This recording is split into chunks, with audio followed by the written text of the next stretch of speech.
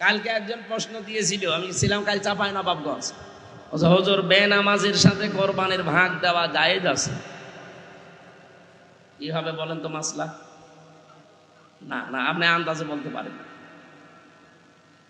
কোরআনে কারিমে কোরবানি সংক্রান্ত বিষয় আমি যত জায়গায় পেয়েছি, আগে আল্লাহ কোরবানির কথা বলার প্রথমে দিয়েছে নামাজের কথা। আপনি দেখবেন যত জায়গায় কোরবানি করো এ কথার নিয়ম আছে কোরআনে। আগে বলেছেন ফাসল্লি লি রব্বিকা ওয়ানহার, আগে নামাজ পড়ো, তারপরে। তাহলে নামাজ আগে না কোরবানি আগে? যে লোকটা সামর্থ্য থাকার পরেও নামাজ পড়ে না, শরীর সুস্থ থাকার পর, ওর জন্য কোরবানি কি? এখন ভাগে কোরবানি দেবে, ঠিক আছে। আমার এই জন্য এখান থেকে আমি বলতে চাই যে যারা নামাজি মানুষ তারা একসাথে দেবেন, আর যারা বেনামাজি তারা একসাথে, কারণ ওদেরটা তার হবে না, ও খালি গোশত খাওয়া হবে, সুতরাং ওরা মিল করে দিক। কোরবানির যে প্রথম ইতিহাস আমরা জানি, হযরত আদম আলাইহিস সালাম থেকে এটা আরম্ভ হয়েছিল। পৃথিবীতে একটাই বিধান যেটা একেবারে দুনিয়া তৈরি হওয়ার পর থেকে শুরু হয়েছে, এখনো আছে, কিয়ামত পর্যন্ত থাকবে। ঈদুল ফিতরের যে নিয়ম, এই যে রমজানের পরে যে ঈদ, এটা কিন্তু পৃথিবীর শুরু থেকে ছিল না। কথা বুঝতেছেন? কোরআন নাযিল হয়েছে রমজানে, ওই রমজানের পর থেকে ঈদ এসেছে। কিন্তু ঈদুল আযহা যেটা কোরবানির, এইটা একেবারে দুনিয়া তৈরি হওয়ার পর থেকে। আল্লাহ রাব্বুল আলামিন আমাদেরকে একটা শিক্ষা দিয়েছেন, আতলু আলাইহিম নাবা বানাই আদম বিল হক। সূরা মায়েদার 27 নম্বর আয়াতে আল্লাহ বলেন, হে নবী, আদম নবীর দুইজন সন্তানের কাহিনী আপনার উম্মতদেরকে আপনি যথাযথভাবে শোনাবেন। কি ঘটেছিল তাদের জীবনে? ইদ কাররাবা কুরবানান ফাতুকবিলা মিন আহাদিহিমা ওয়া লাম ইউতাকাব্বাল মিনাল আখার ক্বালা লা আকতুলান্নাকা ক্বালা ইন্নামা ইয়াতাকাব্বালুল্লাহু মিনাল মুত্তাকিন। তাদের শরীয়তের নিয়ম ছিল এরকম একটা ময়দানে অথবা পাহাড়ের উপরে উঁচা জায়গায় তারা একটা পশু জবাই করে এখানে রেখে দিত, আকাশ থেকে আগুনের ঝলকে সেটা পুড়িয়ে ফেলতো। যদি টাকা হালাল হতো, কর্মজীবন যদি পবিত্র থাকতো তাহলে তার, আর যারটা হালাল টাকা না, কর্মজীবন ঠিক নেই, ওইভাবেই পড়ে থাকতো।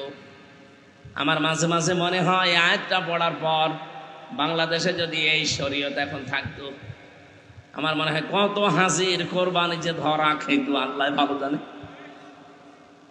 2.5 লাখ 5 লাখ টাকা দিয়ে তখন আর কিনা না, ও জানতো যে আমার টাকা তো ঠিক নেই, আমি জানি এ ছাতা আমি রেখে আসবো, আগুনের ঝলক এসে পোড়াবে না, পড়ে থাকবে।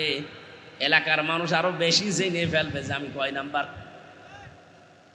ঠিক এইটাই করেছিল ওই জামানায় আদম নবীর প্রথম সন্তান যেটা বড়টা কাবিল, ছোটটা যেটা হাবিল, ওইটার কবুল হয়ে গেছে, আর বড়টারটা কবুল হয়নি। ও তো চিন্তা ভাবনা করবে যে আমার ছোট ভাই বয়সে আমার ছোট, শক্তিতে আমার ছোট, সব দিক থেকে আমার ছোট, অথচ তারটা কবুল হয়ে গেল, আর আমি এত কিছু করলাম, আমারটা হচ্ছে না কেন, একটু আবিষ্কার করি না? অবশ্যই তোরটা কেন হয়েছে, আমি তোরে মেরে ফেলবো। আজ বাংলাদেশ সহ বিশ্বের দিকে তাকান, আয়াতটা পড়ার পরে আমার কাছে ঠিক এইটাই মনে হয়, অনেক কাবিল এখন দুনিয়ায় ঘুরে এসেছে। অন্যের সাথে যখন পাল্লা দিয়ে পারে না, চরিত্রের সাথে, ইমানের সাথে, তার কাজ করবে অ্যাক্টিভিটিসের সাথে যখন পেরিয়ে দেয় না, বলছে তোরে আমি আর বাঁচতে দেবো না, তোরে মেরে ফেলবো।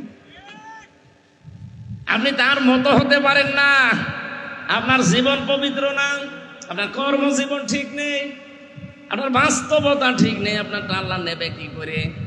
যাদেরটা নিচ্ছে এখন তাদের মতো না হয়ে যদি বলেন তোদেরকেই মেরে ফেলবো, কি হবে মেরে ফেলে?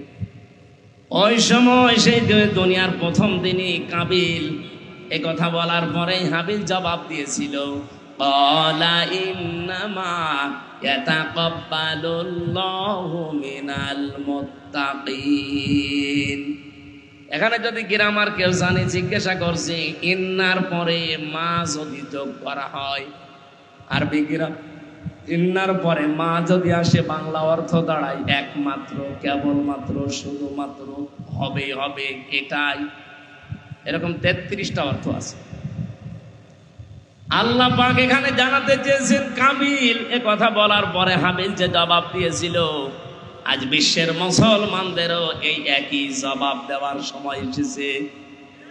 ও বলেছিল, ভাই আপনি বয়সে আমার বড়, আপনি দুনিয়ায় এসেছেন আমার আগে, শক্তিও আপনার শরীরে আমার চাইতে বেশি আছে, আপনার প্রভাব বুদ্ধিও বেশি আছে, তাই বলে আপনি আমাকে মেরে ফেলবেন আমারটা কবুল হয়েছে এই জন্যে, আমাকে মানুষ ভালোবাসে এই জন্যে।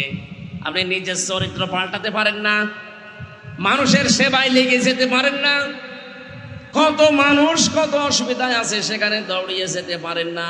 নিজের চরিত্র সংশোধন করলেই তো আল্লাহ আবার আপনারটাও কবুল করে। নিজের কিছু ঠিক করার কোনো লাইনে নেই, আমি একটু ভালো হতে চাই আর আমাকে আপনি মেরে ফেলবেন। সাফ কথা শোনেন, পৃথিবীতে মুত্তাকি ছাড়া কারো জিনিস আল্লাহ কবুল করে না। এখানে কিন্তু শব্দটা তিনি কব্বালা দিতে পারতেন না, দিয়ে এতা কব্বালু দিয়েছেন। এটা মোজারে, বর্তমান ভবিষ্যৎ, প্রেজেন্ট ফিউচার। এ কথা বলতে গিয়ে আদম নবীর সন্তান হাবিল জানাতে চেয়েছে, ভাই এটা শুধু আপনার জন্য বলছে না, কিয়ামত পর্যন্ত যারা দুনিয়াতে আসবে আমাদের ভাই ভাগ্যর, তাদের জন্য আমি আজকে একটা ফতোয়া জারি করে দিয়ে গেলাম।